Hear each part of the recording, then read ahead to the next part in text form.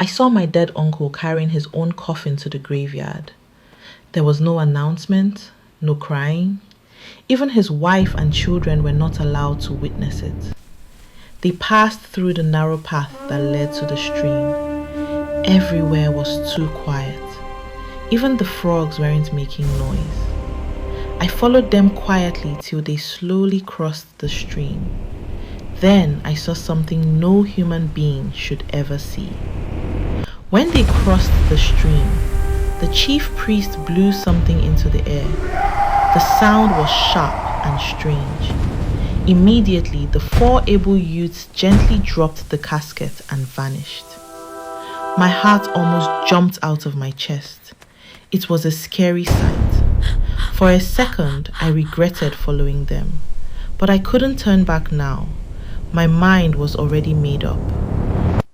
I will see the end of it. The chief priest sprinkled something on the casket again. The lid slowly parted and my uncle sat up calmly. He stepped out like someone waking from sleep. It didn't shake me much. I had already seen him earlier. But what broke my courage? He lifted his coffin, placed it on his head, and walked.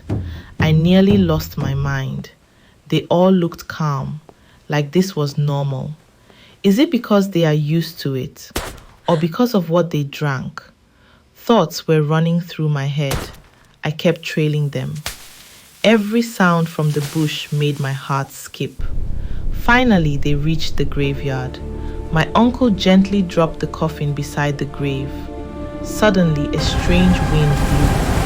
When I looked again, my uncle was gone. I focused on the chief priest making incantations. The elders, including my father, hummed words I didn't understand.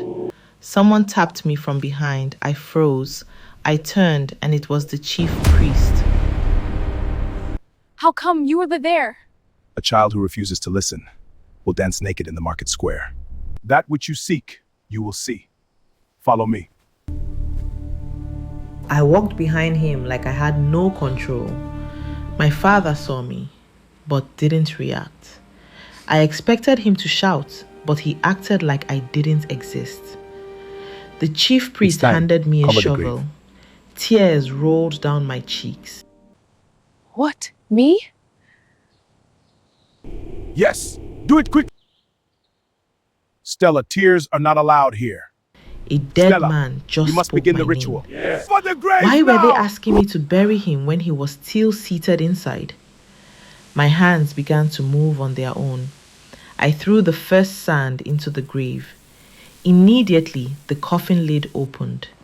My uncle adjusted himself, and the coffin slid into the grave.